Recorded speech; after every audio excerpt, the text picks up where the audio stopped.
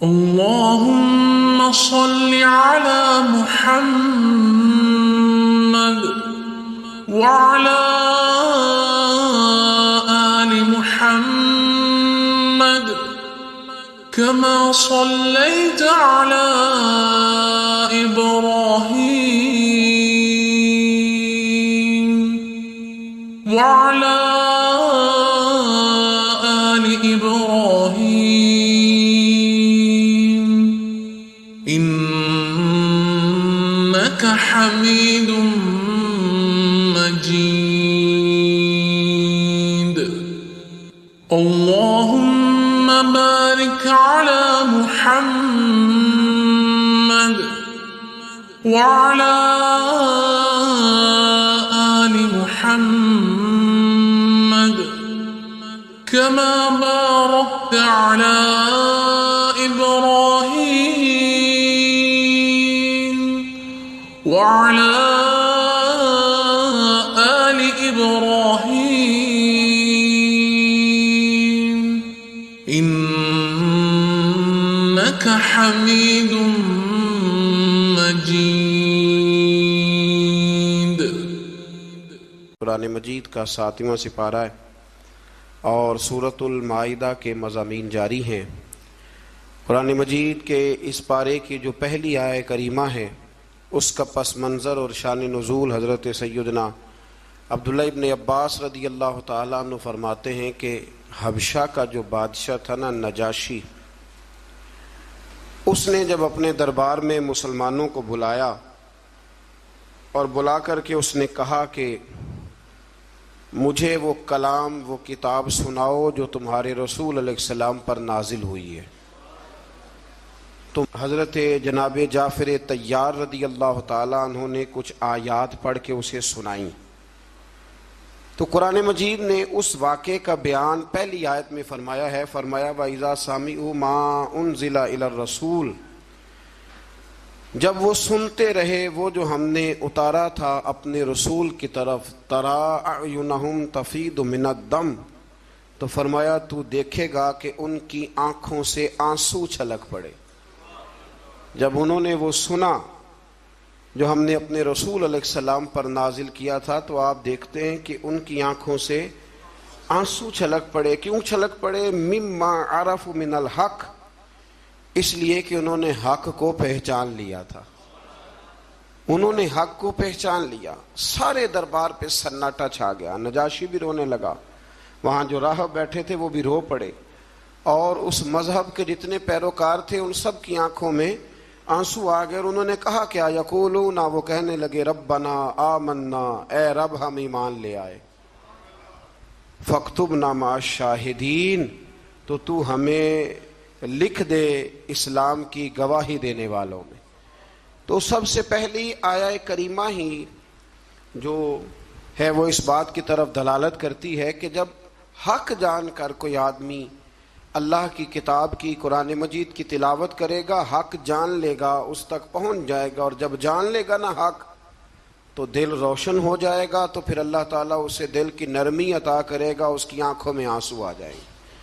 اس لیے صحابہ کرام علیہم رضوان کی جماعتوں میں سے جب بھی کوئی شخص قرآن مجید پڑھتا تھا تو وہ رو پڑھتے تھے. حضرت عمر فاروق رضی اللہ تعالیٰ عنہ قرآن مجید پڑھتے ہوئے اتنا رویا کرتے تھے کہ صحابہ کرام فرماتے ہیں کہ وہ محراب میں نماز پڑھا رہے ہوتے تھے، سب سے ابتدا میں وہ کھڑے ہوتے تھے، لیکن جب وہ قرآن مجید پڑھتے ہوئے روتے تھے تو ان کے رونے کی آواز 7ویں صف تک سنائی دیتی، اس لیے کہ وہ جانتے تھے کہ یہ حق ہے. پھر اللہ تبارک و تعالیٰ نے سورۃ المائدہ کی آیت نمبر 87 میں ارشاد فرمایا ہے کہ مومنوں، یہ جائز نہیں کہ کوئی اپنی طرف سے حلال حرام کا فیصلہ کرے، بلکہ حلال اور حرام کا اختیار صرف اللہ تعالیٰ اور اس کے رسول صلی اللہ تعالیٰ علیہ وسلم کے پاس ہے. تو تم پاکیزہ چیزیں استعمال کرو اور حلال حرام کے فیصلے اللہ پہ چھوڑ دو. جس کو اس نے حلال کہا وہ حلال ہے، اور جس کو اللہ رسول حرام کر دے وہ حرام ہے. پھر اسی سورت کی آیت نمبر 99 کے اندر اللہ کریم نے یمین کے بارے میں، یمین منعقدہ کے بارے میں، یعنی قسموں کے بارے میں جو ہم قسمیں اٹھا لیتے ہیں، اس کے بارے میں بیان فرمایا۔ آیت نمبر 99 میں اللہ کریم نے ارشاد فرمایا کہ کچھ لوگ لغو قسم اٹھاتے ہیں، اس پر تو کوئی کفارہ نہیں، یعنی کچھ لوگوں کی نیت نہیں ہوتی، یہاں مفسرین نے لکھا ان کی عادت ہوتی ہے، واللہ باللہ تاللہ بات کرتے وقت یہ لفظ کہنا، اس کی نیت قسم اٹھانے کی نہیں ہوتی، تو ان پر کچھ کفارہ نہیں ہے۔ لیکن اگر کسی نے ایسی قسم اٹھائی کہ مستقبل میں یہ کام نہیں کروں گا، تو اب اسے چاہیے کہ وہ اپنی قسم پر قائم رہے۔ لیکن اگر وہ قسم پر قائم نہیں رہتا تو پھر 3 طریقے قرآن مجید نے بیان فرمائے۔ آیت نمبر 99 کے اندر 3 طریقے بیان فرمائے۔ ایک تو یہ بیان فرمایا کہ 10 مسکینوں کو وہ درمیانے وقت کا کھانا کھلائے، اور اگر یہ نہیں کر سکتا تو پھر ان کو درمیانہ لباس پہنا دے قسم کے کفارے کے لیے، اور اگر یہ نہیں کر سکتا تو پھر اس طرح کرے کہ غلام آزاد کرے۔ سب سے پہلی بات کیا فرمائی کہ 10 مسکینوں کو، یعنی جو قسم اٹھا بیٹھا ہے اور اب اپنی قسم پر قائم نہیں رہ سکتا، قسم توڑ رہا ہے، تو اس کے لیے حکم ہے کہ وہ 10 مسکینوں کو درمیانہ کھانا، ایک بالکل کمزور کھانا ہوتا ہے اور ایک بڑا ہی اچھا کھانا ہوتا ہے، اور ایک درمیانہ، وہ 10 مسکینوں کو کھانا کھلا دے یا 10 مسکینوں کو کپڑے لے کے دے دے، درمیانے کپڑے ضرورت کے مطابق۔ یہ نہیں کر سکتا تو پھر وہ اس طرح کرے، غلام آزاد کرے، اور اگر یہ بھی نہیں کر سکتا تو پھر آخری بات یہ بیان فرمائی کہ وہ 3 روزے رکھے، اس کی قسم کا کفارہ ہو جائے گا۔ لیکن میرے نبی کریم صلی اللہ تعالی علیہ وسلم کی احادیث سے فقہاء نے ایک مسئلہ بیان کیا ہے کہ اگر کوئی شخص ایسی قسم کھا لے کہ جو قسم ہی جائز نہیں شریعت میں، نہیں کسی نے قسم اٹھا لی کہ آج کے بعد بھائی سے نہیں ملوں گا، تب یہ تو اس نے صلہ رحمی کا رشتہ توڑنے کی قسم اٹھا لی، تو میں قسم اٹھاتا ہوں کہ آج کے بعد اپنی بہن سے نہیں ملوں گا، تو یہ قسم ہی سرے سے غلط ہے، تو اب اس کے لیے حکم ہے کہ وہ قسم توڑ دے لیکن کفارہ بھی ادا کرے۔ پھر اسی سورہ مبارکہ کی آیت نمبر 90 اور 91 میں اللہ تبارک و تعالی نے فرمایا کہ مومنوں، شراب، جوا، اور حجر اسود کے پاس نا کفار نے کچھ بت لٹکائے ہوئے تھے، پتھر نصب کیے ہوئے تھے، ان کے نام کی وہ قربانیاں دیتے تھے، اور بعض روایات میں یوں بھی آتا ہے کہ وہ جانور ذبح کر کے تو اس کا خون ان کو ملا کرتے تھے، تو فرمایا یہ بھی تمہارے لیے جائز نہیں۔ اور اسی طرح تھے وہ فال نکالتے تھے تیروں کے ذریعے، تو اللہ کریم نے ان 4 چیزوں کو ان آیہ مقدسہ میں حرام قرار دیا ہے، اور فرمایا تم نے ان چیزوں سے بچنا ہے، شراب سے بھی اور جوے سے بھی، اور پھر اسی طرح وہ جو نصب شدہ پتھر ہیں ان پر قربانیاں دینے سے بھی، اور یہ جو فالیں نکالی جاتی ہیں۔ ابھی بھی بڑے لوگ بیٹھے ہیں، میں اکثر کہا کرتا ہوں کہ دروازے پہ روٹی مانگنے آیا اور حال قسمت کا بتا رہا ہے، آیا روٹی مانگنے اور کہتا ہے قسمت کا حال بھی بتاؤں گا، تو اتنے کمزور ہیں پوچھنے والے بھی کہ ایک روٹی بھی دے رہے ہیں اور اس سے قسمت کا حال پوچھ رہے ہیں جس کی اپنی اتنی خراب ہے کہ دروازے مانگ رہا ہے۔ تو اللہ کریم نے اس کو حرام قرار دیا، ناجائز قرار دیا، اور فرمایا یہ وہ چیزیں ہیں، انہی آیات میں فرمایا یہ وہ چیزیں ہیں جو تمہارے درمیان عداوت پیدا کریں گی۔ شراب بھی عداوت پیدا کرے گی، جوا بھی عداوت پیدا کرے گا، تو تمہیں ان چیزوں سے بچنا۔ آیت نمبر 95 سے لے کر 99 تک اللہ تعالیٰ نے حالت احرام میں شکار کی ممانعت فرمائی ہے کہ جب آپ احرام کی حالت میں ہوں گے تو شکار کرنا آپ کے لیے درست نہیں ہے۔ اس کے تفصیلی احکامات ہیں جو کتب فقہ میں ملتے ہیں۔ آیت نمبر 100 سے لے کر 103 تک اللہ تبارک و تعالیٰ نے جو مضامین بیان کیے ان میں پہلا مضمون یہ بیان کیا ہے کہ میرے رسول صلی اللہ علیہ وسلم سے غیر ضروری سوالات نہ کیا کرو، ضروری بات پوچھا کرو، ضروری بات۔ یہ آیت نمبر 100 میں اللہ کریم نے منع کر دیا۔ کچھ لوگوں کا بیجا سوالات کرنے کا بھی طریقہ ہوتا ہے، وہ سوال پر سوال کرتے ہیں، اور میں کئی دفعہ یہ سمجھتا ہوں کہ وہ بات کو سمجھنا چاہ نہیں رہے۔ نبی کریم علیہ السلام کی بارگاہ میں بھی کچھ لوگ سوالات کرتے تھے۔ ایک صحابی حضور کی بارگاہ میں بیٹھے تھے تو نبی پاک علیہ السلام نے فرمایا حج فرض ہے، تو انہوں نے کہا یا رسول اللہ ہر سال؟ حضور خاموش ہو گئے۔ انہوں نے پھر پوچھا حضور ہر سال؟ خاموش ہو گئے۔ تیسری دفعہ پوچھا تو محبوب کریم نے ناگواری کا اظہار فرمایا، ناپسندیدگی کا اظہار فرمایا. فرمایا اگر میرے منہ سے نکل جاتا ہر سال فرض ہے تو اللہ نے ہر سال فرض کر دینا تھا. تمہارے لیے مشکل ہوتی. کثرت سوالات. کتاب و سنت میں نا مفسرین نے لکھا ہے کہ پورے قرآن میں شاید 14 سوال ہوں جو صحابہ نے نبی پاک سے پوچھے.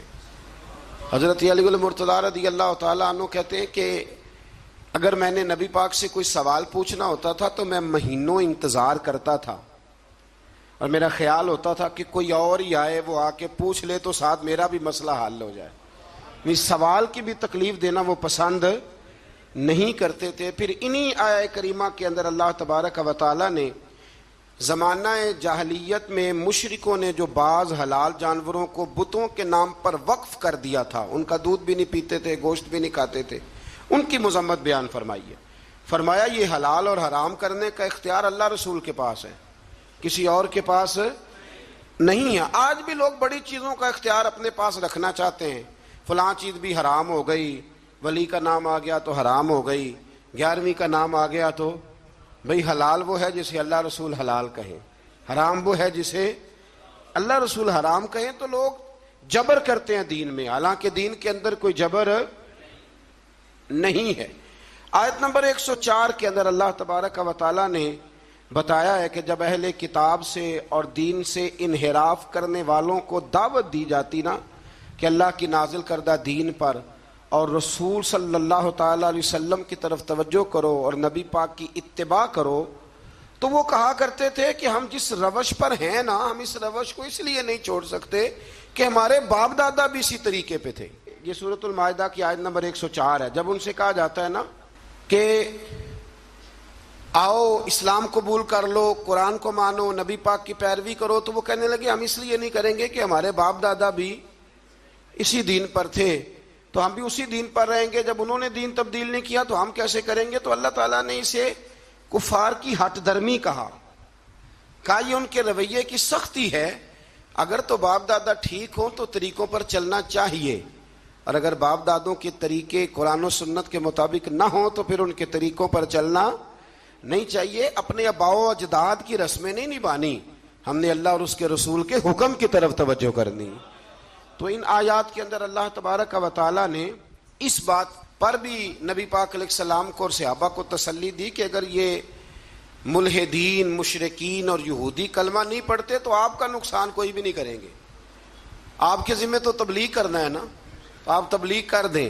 اگر یہ نہیں کلمہ پڑھتے تو نقصان نہیں کریں گے. اسی سے ہمارے مفسرین نے یہ مسئلہ بھی بیان فرمایا کہ عالم کو، مبلغ کو، واعظ کہنے والے کو دین کی بات کر دینی چاہیے، اور اگر اس کی بات سن کے کوئی عمل نہیں کرتا تو اس کا پھر کوئی نقصان نہیں ہے. ماں باپ کو بھی اپنی اولاد کو نصیحت کرنی چاہیے، صحیح بات بتانی چاہیے. اب کوئی اولاد عمل نہ کرے تو ماں باپ کو اب اس کی طرف سے کوئی باز پرس نہیں ہوگی. آیت نمبر 106 کے اندر ارشاد فرمایا کہ جب تم وصیت کرنے لگو نا اپنی اولاد کے لیے یا پیچھے مال چھوڑ کے جانے والوں کے لیے تو تم گواہ مقرر کر لیا کرو تاکہ کوئی تنازع کھڑا نہ ہو. گواہ مقرر کرو، اللہ کریم نے حکم ارشاد فرمایا. لیکن بعض مفسرین نے یہ بھی لکھا ہے ان آیات کے حوالے سے کہ جب سے احکام وراثت نازل ہو گئے، اللہ نے خود بیان کر دیا کہ بیٹے کا اتنا ہے، بیٹی کا اتنا ہے، بیوی کا اتنا ہے، بھائی کا اتنا ہے، ماں باپ ہوں زندہ تو پھر ان کا اتنا ہے. تو اب یہ آیات ویسے ہی منسوخ ہو گئی ہیں، اب وصیت کرنے کی کوئی ضرورت موجود نہیں رہی، بات ہی ختم ہو گئی. آیت نمبر 110 سے لے کر 111 میں اللہ تعالیٰ نے حضرت عیسیٰ علیہ السلام کو اپنی نعمتوں کی یاد دہانی کرائی. ان میں سے فرمایا میں نے روح القدس سے تمہاری مدد کی، اللہ فرما رہا ہے. پھر ارشاد فرمایا کہ میری دی ہوئی طاقت سے تم نے پنگوڑے میں باتیں کرنی شروع کر دی، یہ رب بیان فرما رہا ہے. پھر فرمایا میں نے تمہیں کتاب و حکمت دی، تورات اور انجیل کی تعلیم دی. پھر اللہ تبارک و تعالیٰ نے حضرت موسیٰ کو جو معجزات عطا فرمائے ان کا بھی ذکر فرمایا. فرمایا اذن الہی سے آپ مٹی سے پرندہ بنا کر اس میں جان ڈال دیتے تھے، مادر زاد اندھوں اور برس کے مریض شفا یاب ہو جاتے تھے، مردوں کو زندہ کر دیتے تھے، اور بنی اسرائیل کی جو ایذا رسانیاں تھی، تکلیفیں تھی، ان سے بھی اے عیسیٰ ہم نے آپ کو بچایا تھا. ان ساری باتوں کا ذکر فرمایا. اور پھر آیت نمبر 112 میں اس بات کا بھی ذکر کیا کہ عیسیٰ علیہ السلام کے حواریوں نے ان سے یہ التجا کی تھی کہ اللہ تبارک و تعالیٰ کی بارگاہ میں یہ عرض کریں کہ آسمانوں سے ہمارے لیے تیار کھانا نازل کرے، یعنی کھانا اور وہ بھی تیار، اللہ تیار کھانا ہمارے لیے نازل کرے، اس سے ہم کھائیں گے، ہمیں قلبی اطمینان ہوگا۔ تو عیسیٰ علیہ السلام نے دعا کی کہ اے اللہ، اے ہمارے پروردگار، ہم پر آسمان سے نہ کھانا نازل فرما تاکہ وہ ہمارے اگلوں کے لیے بھی عید کا دن بن جائے اور پچھلوں کے لیے بھی عید کا دن بن جائے۔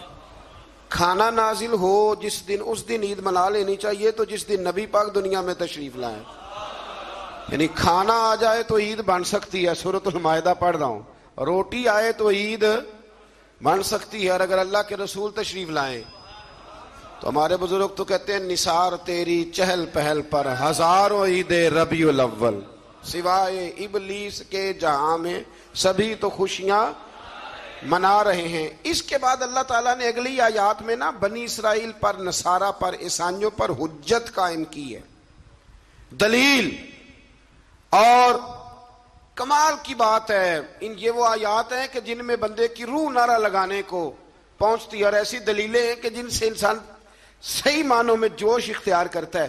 اللہ کریم نے نصارہ کو فرمایا کہ اے عیسیٰ، نصارہ کو حجت قائم کرنے کے لیے فرمایا اے عیسیٰ، کیا آپ نے لوگوں کو یہ کہا تھا کہ مجھے اور میری ماں کو اللہ کے سوا خدا بنا لینا؟ اللہ کریم نے حضرت عیسیٰ علیہ السلام سے کہا، فرمایا یہ جو کہتے ہیں کہ حضرت عیسیٰ اللہ کے بیٹے ہیں، تو آپ نے کہا تھا؟ تو یقیناً پھر جواب یہی ہے کہ جناب عیسیٰ نے کہا نہیں تھا۔ تو جناب عیسیٰ اگر یہاں کہہ رہے ہیں کہ میں نے نہیں کہا، تو قیامت میں بھی وہ یہی کہیں گے۔ تو پھر جو باطل نظریات والے لوگ ہیں، باطل نظریات والے، اسی طرح کا معاملہ آج کل بزرگوں کے ساتھ ہوتا ہے۔ بزرگوں نے کہا تھا کہ ہمارے جو مزارات ہوں گے ان پہ آ کے تم لکی رانی سرکس لگا لینا، کہا کسی بزرگ نے، وہاں کے میلے ٹھیلے کرنا۔ بلکہ ہمارے ایک بڑے معتبر عالم ہیں، انہوں نے ایک بات سنائی، وہ میرے دل میں بیٹھ گئی۔ کہنے لگے کہ ایک بہت بڑے عالم تھے، تو ان کا شاگرد کسی آستانے پہ مرید تھا، تو وہ جب جانے لگا نا عرس پہ حاضری دینے کے لیے، تو وہ استاد صاحب کہنے لگے بیٹے وہاں غیر شرعی حرکتیں ہوتی ہیں، تم نے کیا جانا ہے بزرگوں کے دربار پہ، تم رہ نہیں دو، نہ جاؤ۔ بچے نے ضد کی کہ نہیں میرے ابا جی کا بھی پیر خانہ ہے، میرے دادا جی کا بھی تو میں نے جانا ہے۔ تو استاد صاحب نے نا ایک رکا لکھ کے دیا، فرمانے لگے بیٹے جب وہاں پہنچو نا بزرگوں کی قبر پہ رکھ دینا، پڑھنا نہیں، اور واپس آنا تو اٹھا کے لانا۔ انہوں نے جواب کہہ دیا ہے۔ وہ نوجوان کہتا ہے کہ میں نا وہ رکا لے کے گیا، ابھی میں رستے میں ہی تھا کہ ایک بابا جی نا بڑے نورانی چہرے والے درخت کے نیچے بیٹھے ہوئے تھے، تو میں تو اپنی مستی میں گزر رہا تھا، تو بزرگوں نے میرا نام لے کے مجھے بلایا، اور میں نے جب ان کی طرف توجہ کی تو میرا نام ہی نہیں میرے ابا جی کا نام بھی بتا دیا انہوں نے۔ کہتے مجھے کہنے لگے ادھر آ بیٹے، پتر ادھر آ۔ میں قریب گیا تو کہنے لگے وہ رکا لا جو تیرے استاد نے دیا ہے۔ کہتے میں روب اتنا طاری ہوا کہ میں بول ہی کوئی نہ سکا، رکا میں نے بابا جی کو دے دیا۔ کہنے لگے پتر عرس پہ جا، فارغ ہو کے نا واپس جانا، تو رکا مجھ سے لے جانا۔ کہتے ہیں میرے پہ اور روب طاری ہوا، عرس کیا دیکھنا تھا، میں تو پریشانی میں ہی رہا۔ واپس آیا تو بابا جی تھے، میں نے وہ رکا لیا، تو جا کے میں نے رکا استاد جی کو دیا۔ جب میرے مفتی صاحب نے وہ رکا پڑھا تو ان پر اتنا سحر طاری ہوا کہ بے ہوش ہی ہو گئے۔ کچھ دیر کے بعد ہوش آیا، نارمل لائف میں جب وہ آئے عام روٹین کی زندگی میں، تو میں نے ان سے کہا کہ حضرت صاحب میں بڑا دیانتدار شاگرد ہوں، میں نے جاتی دفعہ بھی نہیں پڑھا کہ آپ نے کیا لکھا ہے، اور جو جواب آیا وہ بھی نہیں پڑھا، لیکن آپ کا بے ہوش ہونا، بزرگوں کا ملنا میری سمجھ میں نہیں آتا، کچھ سمجھا دیں۔ تو کہتے ہیں کہ وہ استاد مجھ سے کہنے لگے کہ بیٹا وہ جو بزرگ تجھے ملے تھے نا وہ دراصل وہی تھے جن کے تو عرس پہ گیا تھا۔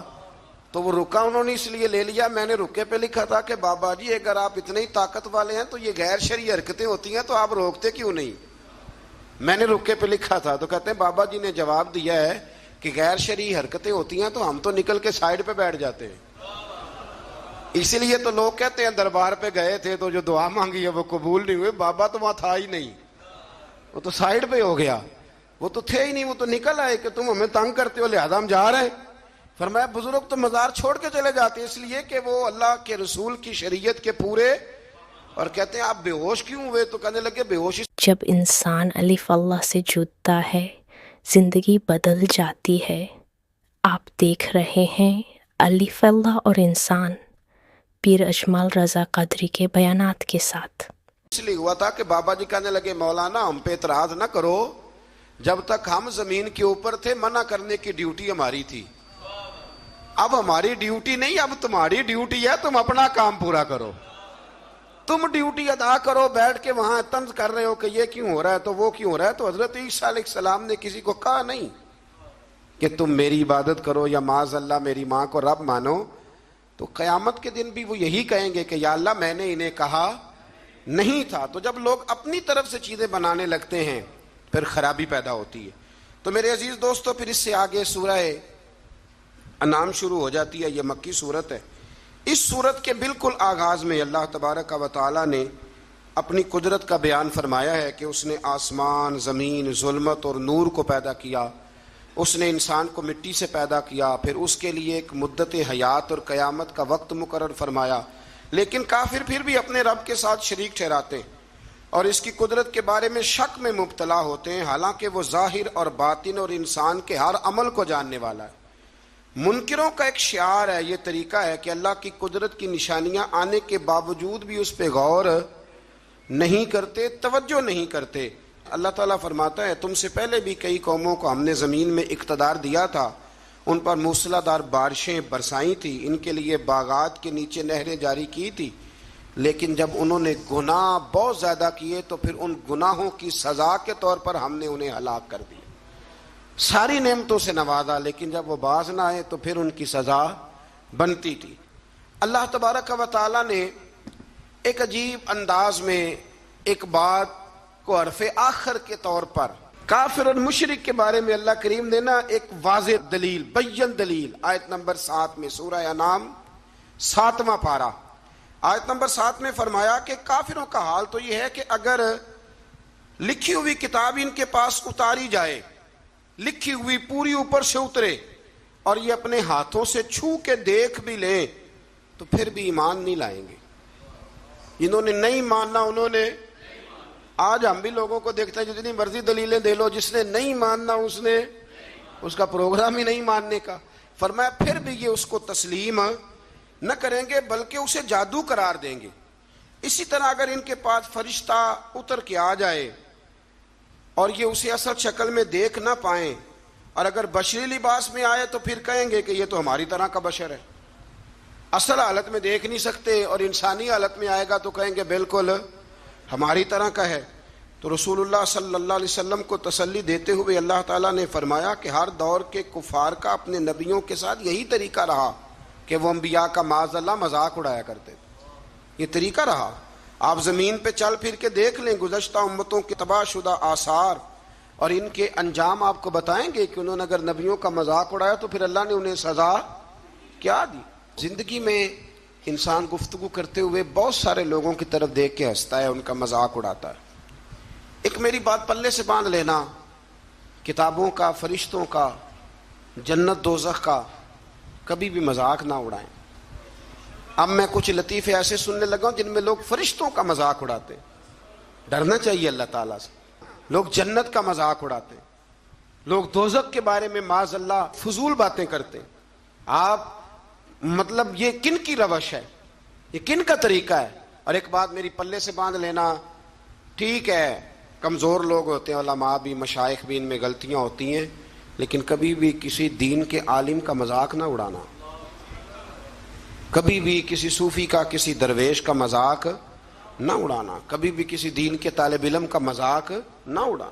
یہاں لوگ نقلیں اتارتے ہیں اور میں نے دیکھا ہے کہ لوگ ہنستے ہیں، مذاق کرتے ہیں، آپ کو پتہ نہیں کہ آپ کس کی بات کر رہے ہیں۔ ہم مصلی پہ کھڑے ہونے والے کی طرف نہیں دیکھا کرتے، ہم تو رسول اللہ کے مصلی کی طرف دیکھا کرتے ہیں۔ ہم ممبر پر بیٹھنے والے کی جانب نہیں دیکھتے، ہم تو ممبر رسول کو دیکھتے ہیں۔ تو یہ لوگ انبیاء کا مذاق اڑاتے، آج بھی لوگ مذاق کرتے ہیں۔ وہ فلاں عالم نے کہہ دیا ہے کہ بڑی جلدی انقلاب آئے گا، تو کہتے ہیں جی خوابوں کی کہانیاں سناتے ہیں۔ تو میں نے کہا اس طرح نہ کرو، یہ تم مذاق اڑا رہے ہو، اور مذاق اللہ والوں کا اڑانا رب کریم کو پسند نہیں ہے، اس سے بچیں۔ اور جتنا بچا جا سکتا ہے اتنا اس سے آپ پرہیز کریں۔ اسی طرح آیت نمبر 14 کے اندر رسول اللہ صلی اللہ علیہ وسلم کو حکم ہوا کہ آپ کافر اور مشرکوں کو بتائیں کہ کیا میں زمین و آسمان کا خالق نہیں؟ آپ ان سے پوچھیں کہ سب کو روزی رساں کو چھوڑ کر کسی اور کو اپنا کارساز بنا لوں؟ آپ ان سے کہیں اے محبوب کہ کیا میں اسے چھوڑ کر جو سب کچھ دیتا ہے کسی اور کے پیچھے چل نکلوں؟ آپ ان سے کہہ دیں کہ سب سے پہلے اسلام لانے والا میں خود ہوں، سب سے پہلے ایمان لانے والا میں خود ہوں۔ اور فرمایا پھر ان کو یہ بھی بتا دو کہ اللہ جس کو ضرر پہنچائے اللہ کے سوا کوئی اسے نجات دینے والا نہیں ہے، اور اگر وہ کسی کو خیر سے نوازے تو کوئی اسے روک سکتا نہیں ہے، اور یہ بھی بتا دیں کہ ہر خیر کا مالک اللہ ہے، اور مجھے اسی بات کا حکم دیا گیا ہے کہ میں ہر مخاطب کو اللہ کے عذاب سے ڈراؤں اور اس کی توحید کی دعوت دوں اور شرک سے برات کا اعلان کروں۔ میرے پاس ایک صاحب کل پرسوں تشریف لائے تو وہ کہنے لگے سارے ڈاکٹروں سے، حکیموں سے، طبیبوں سے، پیروں سے مشورہ کر لیا ہے لیکن میری ہمشیرہ ٹھیک نہیں ہوتی۔ تو میں نے کہا اگر سارے کچھ کے باوجود ٹھیک نہیں ہوتی تو پھر اللہ کی رضا پہ راضی ہو جاؤ، پھر اس کا مطلب ہے کہ رب کریم کی منشا ہے، پھر اس کی رضا ہے کہ وہ اسی حال میں دیکھنا چاہتا ہے۔ ایک بزرگ تھے تو ان کے وجود میں کیڑے چل رہے تھے، ایک کیڑا ان کے یوں پیشانی پہ بھی تھا تو وہ نیچے گر گیا تو انہوں نے اٹھا کے دوبارہ رکھ لیا، کہنے لگے جب اس کی رضا ہے کہ تو مجھے کھائے تو نیچے کیوں گرتا ہے؟ جے سونا ہی میرے دکھ وچ راضی تے سکھ نو چلے ڈاواں۔ تو اس لیے اللہ اگر کسی کو ضرر پہنچانا چاہے تو کوئی اسے بچا سکتا، اور اگر اللہ کسی کو خیر دینا چاہے تو کوئی روک سکتا، اللہ عزت دے تو کوئی ذلیل نہیں کر سکتا، پکی بات ہے۔ کرنے دے حسد والوں کو جتنا وہ آپ سے حسد کرتے ہیں، آپ کرنے دے۔ لوگ کہتے ہیں فلانا مجھ سے بڑا جلتا ہے، تو میں نے کہا وہ تو فائدہ کر رہا ہے آپ کا۔ پھر میرے علی شاہ صاحب رحمت اللہ علیہ کے مرشد نے انہیں دعا دی تھی کہ میرے علی میرا دل کرتا ہے لوگ تجھ سے زیادہ حسد کریں۔ تو کہنے لگے حضرت صاحب یہ کیا دعا ہوئی؟ تو آپ فرمانے لگے نعمتیں زیادہ ہوں گی تو لوگ زیادہ چلیں گے نا، تو میرا دل کرتا ہے لوگ تجھ سے حسد کریں، زیادہ حسد کریں۔ تو اس لیے ہم لوگ جو ہیں وہ ہمارے منانی میاں صاحب قبلہ فرمایا کرتے ہیں، وہ کہتے ہیں یہ جل رہا ہے تو آپ نظر آ رہے ہیں نا، وہ کہتے ہیں اگر یہ جلنا چھوڑ دے گا تو پھر آپ نظر نہیں آئیں گے، تو کچھ جلتا رہتا ہے تو آپ نظر آتے رہتے ہیں، اس لیے لوگوں کو جلنے دیں۔ تو ہم لوگ جو ہے وہ بلا وجہ، لیکن حسد بھی کسی کسی سے ہوتا ہے۔ اب میرے جیسا بندہ اٹھ کے یہ کہنا شروع کر دے کہ لوگ مجھ سے حسد کرتے ہیں تو اس کی خوش فہمی ہے نا، بھئی وہاں بھی رہ گئے حسد کرنے کے لیے، یعنی بلا وجہ کچھ لوگوں کو نا بخار بھی چڑھ گیا ہے، لوگ مجھ سے حسد کرتے ہیں۔ یعنی وہ کبھی کبھی خواتین بچے کو دم کرانے کے لیے لاتی ہیں تو کہتی ہیں بچہ بڑا سونا ہے، تو اس کو نظر لگ گئی، ماں کی نظر میں تو سونا ہی ہوتا ہے نا، لیکن وہ اس کو دم کرتے وقت بندے کو خیال آتا ہے کہ جی انہوں بھی نظر ہی لگنی ہے تو پھر انہوں دم ہونا چاہیے جنہیں انہوں نظر لائی ہے، مطلب دم تو اس کو اب ہونا چاہیے کہ جس نے اس کو نظر لگا دی۔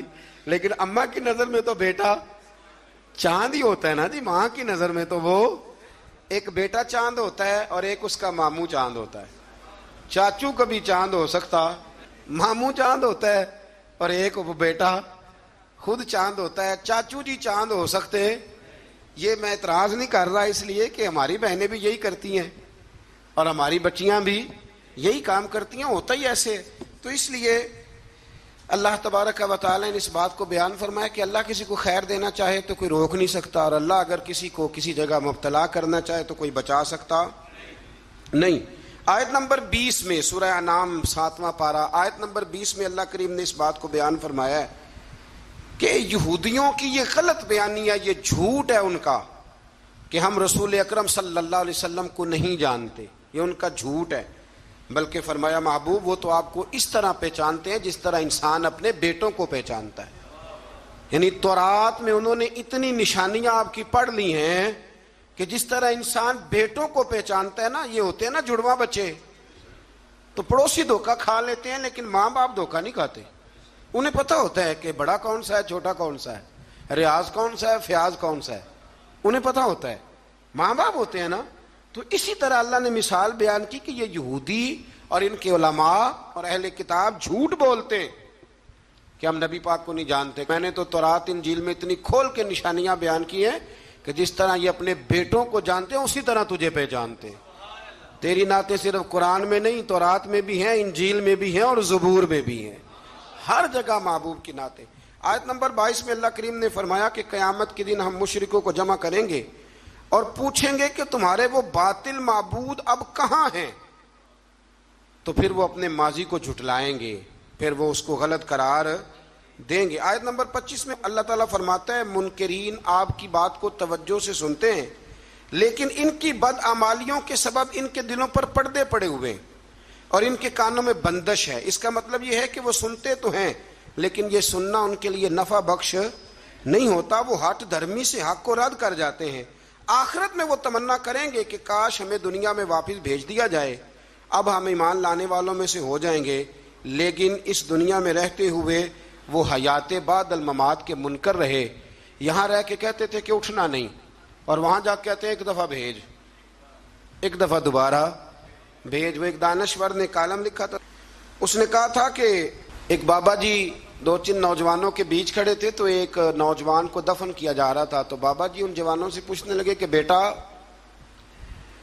اس کی کیا خواہش ہوگی، اب یہ کیا سوچتا ہوگا جو قبر میں جا رہا ہے. تو وہ نوجوان کہنے لگے بابا یہ سوچتا ہوگا کہ اگر مجھے زندگی مل جائے تو مسجد میں ہی رہوں گا، غریبوں کی مدد کروں گا، ماں باپ کا حکم مانوں گا، 5 نمازیں پڑھوں گا، روزانہ قرآن پاک پڑھوں گا، درود پاک پڑھوں گا. یہی تو اس کی نیت ہوگی، اور کیا ہو سکتی ہے.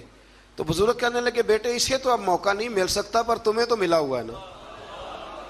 اسے تو نہیں مل سکتا تو تمہارے پاس تو ہے نا، تو مہربانی کرو تم یہ کام کرنے شروع کر دو جو تمہارے خیال میں یہ اب سوچ رہا ہے. اسی طرح سے آیت نمبر 31 میں اللہ تبارک و تعالیٰ نے اس بات کا بھی ذکر فرمایا ہے کہ اللہ تعالیٰ نے فرمایا کہ انہوں نے اللہ کے حضور پیش ہونے کی حقیقت کو جھٹلایا اور وہ اپنی بدعمالیوں کا بوجھ اپنی پیٹھوں پر اٹھائے ہوئے ہیں، اور جب اچانک قیامت آ پہنچے گی تو کہیں گے ہائے افسوس ہم نے بہت کوتاہی کی. اسی طرح جب اچانک موت آئے گی تو پھر بھی لوگ کہیں گے ہائے ہم نے بڑی کوتاہی کی. رسول اللہ صلی اللہ علیہ وسلم کو تسلی دیتے ہوئے اللہ تعالیٰ نے فرمایا آپ غمگین نہ ہو، یہ آپ کو نہیں جھٹلا رہے بلکہ یہ اللہ کی آیتوں کا انکار کر رہے ہیں. حبیب تیرا نہیں انکار کر رہے، میری باتوں کا انکار کر رہے ہیں معاذ اللہ. اور آپ سے پہلے بھی رسولوں کو جھٹلایا گیا، انہوں نے صبر کیا. اگر اللہ تعالیٰ چاہتا تو سب کو جبراً بھی ہدایت پر جمع فرما دیتا، لیکن بندے کو اختیار دے کر آزمایا ہے اور جزا اور سزا کا نظام قائم کیا ہے. یہی اللہ کی حکمت ہے. اگر وہ چاہتا تو جبراً بھی سب کو ہدایت مل سکتی تھی، دے سکتا تھا، لیکن اس نے لوگوں کو آزمایا ہے. آیت نمبر 38 میں اللہ تبارک و تعالیٰ نے ارشاد فرمایا کہ زمین پر چلنے والے حیوان اور فضاؤں میں اڑنے والے پرندے تمہاری طرح مخلوق ہیں. جب قیامت آئے گی اور اللہ کا عذاب نگاہوں کے سامنے ہوگا پھر یہ مشرک بھی ایک ہی رب کو پکاریں گے. اور آیت نمبر 44 میں فرمایا قوموں کی طبیعت اور گمراہی سے ہدایت پر گامزن کرنے کے طریقے اور ہدایت کو بھول جانے اور بطور آزمائش ان کے رزق میں فراوانی اور ان کی نعمتوں پر اترانے اور اچانک پکڑے جانے کا ذکر کر کے فرمایا بھول نہ جانا اگر میں نعمتیں دے کے کھلی چھٹی دیتا ہوں نا تو جب پکڑتا ہوں تو اچانک پکڑ بھی لیا کرتا ہوں، پکڑ لیتا ہوں. بڑے بڑے مالدار پکڑے گئے کہ نہیں پکڑے گئے؟ بڑے بڑے رئیس جو اٹھتے تھے تو ساری دنیا کھڑی ہو جاتی تھی، پھر ختم ہو گئے نا معاملہ. تو اللہ تبارک و تعالیٰ نے ان ساری باتوں کا یہاں ذکر فرمایا.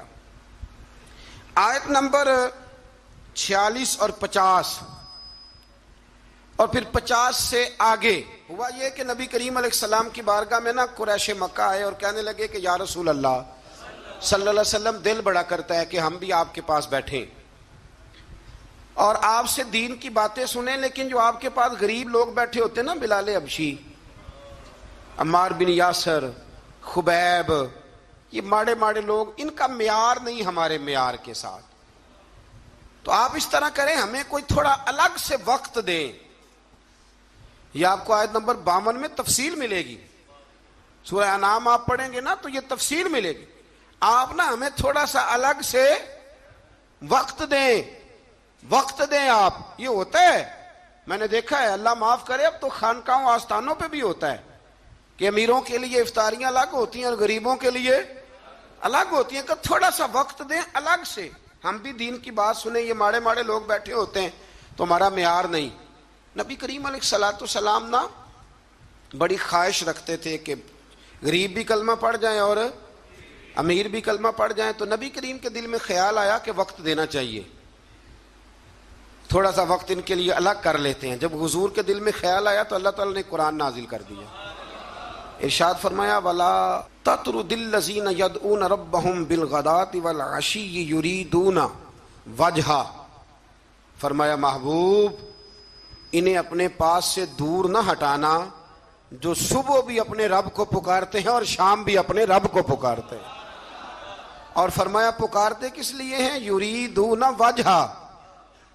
یہ اس لیے نہیں پکارتے کہ انہیں کوئی دنیاوی لالچ ہے, یہ اس کی رضا کے لیے اسے پکارتے ہیں. تو میرے رسول کریم علیہ السلام نے فرمایا بھئی میرے رب کا حکم آ گیا, بیٹھنا تو بیٹھو, نہیں بیٹھنا تو نہ بیٹھو, لیکن میرے ساتھ بلال حبشی ضرور بیٹھے گا, عمار بن یاسر ضرور بیٹھے گا, صہیب رومی ضرور بیٹھے گا. فرمایا یہ غربا مساکین میرے گرد ضرور بیٹھیں گے, یہ ضرور بیٹھیں گے. میں نے تو یہ رنگ بھی دیکھا ہے اپنی مختصر سی زندگی میں کہ لوگ کہتے ہیں مسجد کی کمیٹی کا صدر بھی کوئی چودھری ہونا چاہیے, یعنی مسجد اور مدرسے کی کمیٹی کا صدر بھی کوئی چودھری ہونا چاہیے, کوئی نام ہونے چاہیے, کوئی لکھنا چاہیے, کوئی ایسے کریں کوئی ویسے کریں. اور چھوڑے میاں آپ کس کام لگے ہوئے ہیں؟ اگر مسجد اللہ کا گھر ہے نا تو وہ بانی جائے گا. آپ چھوڑیں آپ کن چکروں میں پڑے ہوئے ہیں. آپ یہ دیکھیں کہ مسجد میں جھاڑو صحیح کر کے کون دیتا ہے, توجہ صحیح کر کے کون کرتا ہے. اللہ ہمیں سمجھنے کی توفیق عطا فرمائے. پھر آگے آیت نمبر 59 میں اللہ کریم نے فرمایا کہ غیب کی کنجیاں اسی کے پاس ہیں اور اس کے سوا اس کا کوئی جاننے والا نہیں ہے. اور خشکی اور سمندر میں اور وہ درخت سے گرنے والے ہر پتے کو بھی جانتا ہے اور زمین کی تاریکیوں میں ہر دانے کو بھی جانتا ہے. تار اور خشک ہر چیز لوح محفوظ پہ اس نے لکھ دی ہے. اور آیت نمبر 60 میں فرمایا نیند اور بیداری کے تسلسل کے جاری رہنے اور میعاد مقرر پر مرنے اور اللہ کی طرف لوٹنے کے بیان کو یہاں بیان کر کے بھی اللہ نے اپنی قدرت کی علامات کو بیان فرمایا. اب یہاں کچھ لوگ فٹافٹ مانا کر دیتے ہیں کہ دیکھو جی اللہ نے خود ہی کہہ دیا نا کوئی غیب نہیں جانتا. تو میں پیچھے آپ کو بتایا ہوں نا کل کہ اللہ کریم فرماتے ہیں کہ سورہ آل عمران کے اندر کہ میں عام لوگوں کو غیب پر اطلاع نہیں دیتا لیکن اپنے رسولوں میں سے جس کو چن لیتا ہوں. یہاں فرمایا کہ کوئی نہیں جانتا تو اس کا معنی یہ ہے کہ از خود کوئی نہیں جانتا, لیکن اگر اللہ بتا دے تو پھر کوئی جاننے والا جان لیتا ہے. آیت نمبر 61 میں فرمایا کہ اللہ تعالیٰ اپنے بندوں پر غالب ہے اور ان پر نگرانی کرنے والے فرشتے بھیجتا ہے, اور جب کسی کی موت کا وقت آ جائے تو فرشتے کسی کوتاہی کے بغیر اس کی روح قبض کر لیتے. وقت آ جائے تو فرشتے کسی کا انتظار, ہم البتہ فرشتے کے آنے کا انتظار کرتے رہتے ہیں, لیکن فرشتہ انتظار نہیں کرتا, جب آتا ہے تو پھر لے کے جاتا ہے. آیت نمبر 68 میں گمراہ کن عقائد کے حامل لوگوں کی صحبت سے بچنے کا حکم ہے کہ جن کے عقیدے برے ہوں ان کے پاس نہ بیٹھو, ان کے قریب نہ جاؤ. حضرت عبداللہ ابن عمر رضی اللہ تعالیٰ عنہ کو بتایا گیا تھا کہ یہ شخص جو ہے یہ تقدیر کا صرف منکر ہے, خیر شر والی تقدیر کا یہ منکر ہے, باقی ساری چیزوں کو مانتا ہے. تو جناب عبداللہ ابن عمر نے فرمایا یہ تو سلام لینے کے قابل بھی نہیں. ہم اس شخص کے ساتھ اٹھے بیٹھیں گے جو دین کی ہر بات کو مانے, ہر جوز کو مانے, جو مصطفیٰ کریم علیہ السلام کی ذات کو بھی مانے اور میرے نبی کی شان کو بھی مانے, حضور کی صفات کو بھی مانے. ایسے تھوڑی بات ہے کہ وہ چند باتوں کا ذکر کرے اور باقی سب چیزوں کو وہ چھوڑ جائے. آیت نمبر 74 سے لے کر 81 تک اللہ تعالیٰ نے حضرت ابراہیم علیہ السلام کا ذکر فرمایا ہے. بڑے پیارے ہیں یہ نبی اللہ کو. حضرت ابراہیم کا ذکر فرمایا اور اللہ نے فرمایا ابراہیم کو یقین کامل عطا کرنے کے لیے ہم نے انہیں آسمانوں اور زمینوں کی بادشاہی دکھائی, یعنی کائنات کے نظام کے اسرار اور حکمتیں بتائیں. اور حضرت ابراہیم نے مظاہر پرست قوموں کو حکمت کے ساتھ اصلاح کرنے اور مظاہر کائنات کے فانی ہونے اور اللہ کی توحید کے دلائل سے ثابت کرنے کے لیے پھر یہ طریقہ اختیار کیا کہ رات کی تاریکی چھا گئی تو انہوں نے ایک روشن ستارے کو دیکھا اور دیکھ کے فرمانے لگے یہ میرا رب ہے. پھر جب وہ ڈوب گیا تو فرمانے لگے میں ڈوبنے والوں کو پسند نہیں کرتا. بڑا جملہ ہے یہ اللہ کے نبی کا، اور قرآن نے بیان فرمایا میں ڈوبنے والوں کو پسند. جس کا رب بھی ڈوب گیا وہ خود بچے گا. پھر فرماتے ہیں کہ پھر جگمگاتے ہوئے چاند کو دیکھا تو کہا کیا یہ میرا رب ہے؟ لیکن جب وہ بھی ڈوب گیا تو ابراہیم علیہ السلام نے فرمایا اگر میرا رب مجھے ہدایت نہ دیتا تو میں گمراہوں میں سے ہو جاؤں گا. پھر سورج کو چمکتے ہوئے دیکھا تو کہا کیا یہ میرا رب ہے؟ یہ تو ان سے بڑا ہے، یعنی تارے سے بھی بڑا ہے اور چاند سے بھی، یہ رب ہے. لیکن جب وہ بھی ڈوب گیا تو ابراہیم علیہ السلام نے کہا ہے میری قوم میں تمہارے شرک سے بیزار ہوں.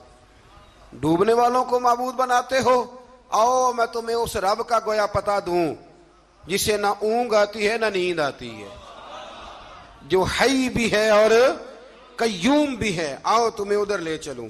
لیکن ان کی قوم جھگڑالو تھی، اس قوم نے اس بات کو تسلیم نہ کیا. تو پھر انہی آیات کے اندر اللہ تبارک و تعالیٰ نے حضرت نوح کا، حضرت ابراہیم کا، حضرت اسحاق کا، جناب یعقوب کا، حضرت داؤد، سلیمان، ایوب، یوسف، موسیٰ علیہ السلام، ہارون علیہ السلام، زکریا علیہ السلام، یحییٰ علیہ السلام، حضرت الیاس علیہ السلام، اسماعیل علیہ السلام، یونس علیہ السلام، اور پھر حضرت جناب سیدنا لوط علیہ السلام کا ذکر کر کے فرمایا یہ میرے سارے نبی ہیں اور سارے صالحین میں سے ہیں. یہ بڑے نیک لوگ تھے، یہ بڑے پاک صاف لوگ تھے. ان نبیوں کے نام آئے ہیں قرآن پاک میں تو ان کا نام لینا بھی عبادت ہے. لیکن یہ صالح لوگ، تو اس کا مطلب ہے صالح لوگوں کا ذکر کرنا یہ رب کریم کا طریقہ ہے. اللہ تبارک و تعالیٰ نے آیت نمبر 91 میں ایک بات کی ہے جو بڑی سمجھنے والی ہے اور یاد کرنے والی ہے، رٹا لگا کے رٹ لینے والی ہے. اللہ تبارک و تعالیٰ نے اپنے بندوں کے ساتھ ایک بات کی اور فرمایا وما قدر اللہ حق کا قدر ہی.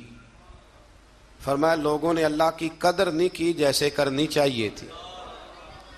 لوگوں نے اللہ کی قدر نہیں کی جیسے کرنی چاہیے تھی. یا اللہ کیا قدر نہیں کی؟ فرمایا وہ کہتے ہیں کہ اللہ نے کسی بشر پر کچھ نازل ہی نہیں کیا.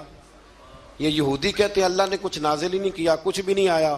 فرمایا بے قدرو، رب تو اپنے نبیوں پر بڑا نازل فرماتا ہے، ہر حکمت انہیں عطا کرتا ہے، انہیں اللہ تبارک و تعالی نوازتا ہے.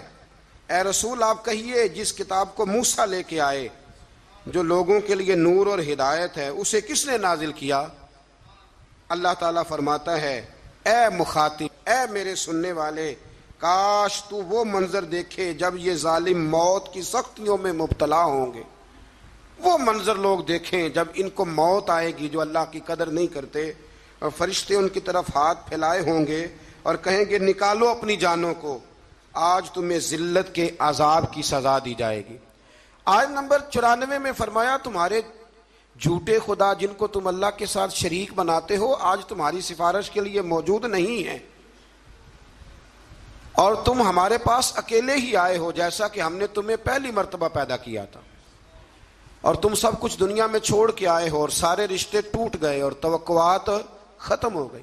جھوٹوں کے جھوٹے پیچھے نہیں جائیں گے، لیکن سچے رسول کے ماننے والوں کے سچے رسول قیامت میں بھی سفارش کریں. آیت نمبر 95 میں اللہ کریم نے فرمایا بے شک اللہ تعالیٰ دانے اور گٹھلی کو پھاڑنے والا ہے، وہ زندہ کو مردے سے نکالتا ہے اور مردوں کو زندے سے. انڈا زندہ ہوتا ہے کہ مردہ؟ اس میں سے نکلتا کیا ہے؟ زندہ. حالانکہ انڈا زندہ نہیں ہوتا، اور کئی دفعہ زندہ عورت ہوتی ہے لیکن جب بچہ جنتی ہے تو وہ مردہ ہوتا ہے. فرمایا تم دیکھتے نہیں، یہ اللہ کی حکمتیں ہیں، یہ اس کی قدرتیں ہیں. آیت نمبر 98 میں پھر اللہ کریم نے ایک بار اس بات کو بیان فرمایا کہ ہم نے تمہیں ایک جان سے پیدا کیا ہے، ایک جان سے تمہیں پیدا کیا. آیت نمبر 100 میں فرمایا کہ مشرکوں نے جنات کو جو اللہ کی مخلوق ہے اللہ کا شریک ٹھہرایا ہے اور اس کی طرف بیٹے اور بیٹیوں کی نسبت کی ہے، حالانکہ وہ اس سے پاک ہے. وہ آسمانوں اور زمینوں کا بنانے والا ہے. بیوی اور اولاد کی نسبت سے اللہ پاک ہے. لم یلد ولم یولد ولم یکن لہ کفوا احد. ہم جب پڑھتے تھے نا تو ایک بزرگ تشریف لائے ملتان شریف سے، تو ایک اسٹوڈنٹ کو کھڑے ہو کے کہنے لگے بتا اللہ کی تعریف کر، اللہ کون ہے؟ کہنے لگا اللہ ایک ہے. حالانکہ یہ بھی اس کی تعریف ہے کہ اللہ وحدہ لا شریک، یہ بھی تعریف ہے، لیکن وہ بچوں کو سمجھانے کے لیے فرمانے لگے حضرت جبریل کتنے ہیں؟ کہنے جی ایک، تو فرمانے لگے یہ تم نے کیا تعریف کی، اللہ ایک ہے۔ کہا جناب آپ نے تو کمال کر دی، پھر آپ ہی بتائیں۔ تو فرمانے لگے میری سمجھ میں اللہ کی ساری شانیں ہیں، یہ بھی اس کی شان ہے، قدرت کاملہ ہے کہ وہ وحدہ لا شریک ہے، لیکن فرماتے ہیں اصل بات یہ ہے کہ وَلَمْ يَكُنْ لَهُ كُفُوًا أَحَدٌ، فرمایا جس طرح کا وہ ہے اس طرح کا کوئی ہے ہی نہیں، اس کا ہمسر کوئی ہو سکتا، جو وہ ہے وہ کوئی اور ہے ہی نہیں، ہو ہی نہیں سکتا۔ اللہ اکبر۔ آیت نمبر 104 سے 107 میں فرمایا تمہارے پاس روشن دلائل آ گئے ہیں، اگر کوئی اس کی روشنی میں چلے گا تو اسے فائدہ ہوگا، اور اگر کوئی گمراہی اختیار کرے گا تو اس کا اپنا نقصان ہے، اور اگر کوئی شرک کرے گا تو اس کے لیے ملول نہ ہو، آپ صرف وحی الہی کی پیروی کریں۔ آخر میں آیت نمبر 108 اور پارہ بھی تقریباً ختم ہونے کو، آیت نمبر 108 میں نے ایک قانون اللہ تعالیٰ نے بیان فرمایا ہے، وہ بڑا سمجھنے والا ہے۔ میں مبلغین کو، واعظین کو اور جو طالب علم بچے ہیں ان سب کی بھی توجہ کراؤں گا کہ وہ اس بات پر ضرور غور کریں کہ اللہ تبارک و تعالیٰ نے جہاں ہمیں کیا نصیحت فرمائی ہے، بڑی قیمتی بات ہے، اس کو ضرور سنیے گا۔ ارشاد فرمایا جا رہا ہے کہ تم نہ ان لوگوں کو برا نہ کہو جن کو مشرک اللہ کے علاوہ پوجتے ہیں، تم انہیں برا، بتوں کو برا نہ کہو۔ اور رب کریم نے فرمایا جب تم ان کے بتوں کو برا کہو گے تو ایسا نہ ہو کہ وہ زیادتی اور ظلم کی وجہ سے معاذ اللہ رب کریم کے بارے میں کوئی بے ادبی کر دے۔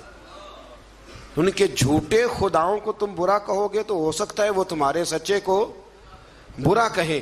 تو فرمایا تم اس طرح کرو کہ تم تبلیغ ضرور کرو، بات ضرور کرو، لیکن ان کو برا نہ کہو۔ آج رویہ یہ بن گیا ہے، گالی کی زبان اس لیے عام ہوئی ہے کہ لوگ جب کسی کے بزرگ کے بارے میں کوئی ایسا لفظ کہتے ہیں تو پھر بھی وہ جواب میں خاموش نہیں رہتا۔ اس لیے ہم کہتے ہیں کہ اسٹیج پر سنجیدہ بات ہونی چاہیے، آپ اپنی رائے جب پیش کریں تو دلائل کے ساتھ پیش کریں۔ ہمارے زمانے میں طریقہ لوگوں کا یہ ہے کہ لوگ آواز اونچی کرتے ہیں، دلائل مضبوط نہیں کرتے۔ میرا مشورہ یہ ہے، میں اپنے دائرے کے طالب علموں کو کہا کرتا ہوں کہ آوازیں اونچی نہ کرو، دلائل مضبوط کرو۔ دلیل ہو مضبوط تو آواز نیچی بھی ہو تو بات دور تک جاتی ہے، اور بیچ میں کچھ بھی نہ ہو اور بندہ اتنا زور لگائے کہ اسپیکر ہی پھٹ جائے تو اس کا کوئی مطلب نہیں ہے۔ تو آپ جب بھی بات کریں گے مہذب انداز میں کریں گے۔ اس لیے امت مسلمہ یہ نہیں کہتی کہ نبی پاک علیہ السلام کی ناموس کی صرف بات ہے، امت مسلمہ یہ کہتی ہے کہ ہم کسی بھی مذہب کے کسی بھی پیشوا اور مقتدا کو برا نہیں کہتے۔ اگر کسی کا نظریہ باطل ہے تو دلائل کے ساتھ اس کا رد ضرور کیا جائے گا، لیکن اسے برا نہیں کہا جائے گا۔ ہمارے ہاں لوگ پھبتیاں کستے ہیں، مذاق اڑاتے ہیں دوسروں کا، سنجیدہ ہونا چاہیے۔ آپ سنجیدہ بات کریں گے تو سنجیدگی پھیل جائے گی، اور اگر ہم غیر مہذب انداز اختیار کریں گے تو پھر معاشرے میں جذباتی لوگ پیدا ہوں گے۔ اللہ تعالی ہمیں سمجھنے کی توفیق عطا فرمائے۔ اللهم صل على محمد وعلى آل محمد كما صليت على إبراهيم وعلى آل إبراهيم إنك حميد مجيد۔ اللهم بارك على محمد